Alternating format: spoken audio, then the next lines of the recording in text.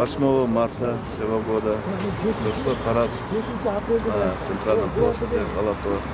Парад геев, феминистов. Так называемых. И главный призыв у них такова, что наливать чай стыдно им, и что они не станут.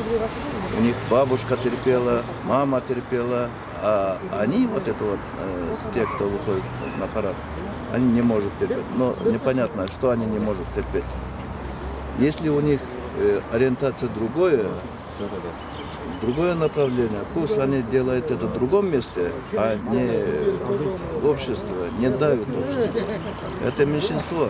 Я понимаю, что у них это может быть болезнь, но им надо как бы лечиться, а не вместо того, чтобы выйти перед обществом и навязывать свое мнение. То есть вы считаете, что это был гей-парад? Да, это гей-парад. Это чисто гей-парад. Вот у них повестка, вот у меня есть, ну-ка дай мне плакат у них такой, что вот чисто такое, что вот наливать чай. Представитель дарил цветы, да, некоторым участникам. Это нарушение других нормальных прав, Турманжан нормальных Датка, граждан. Вашибе, мен тандо кылдым, это гей. Тут пишет, бабушка терпела, мама терпела, а я терпеть не буду. Понимаете, вот такого рода. Вот, парад. Наливать чай не обязанность жены. А кто она, кем она, а кто будет наливать ей тогда? Менин денем, менин ищим. Вот они, это прямой призыв.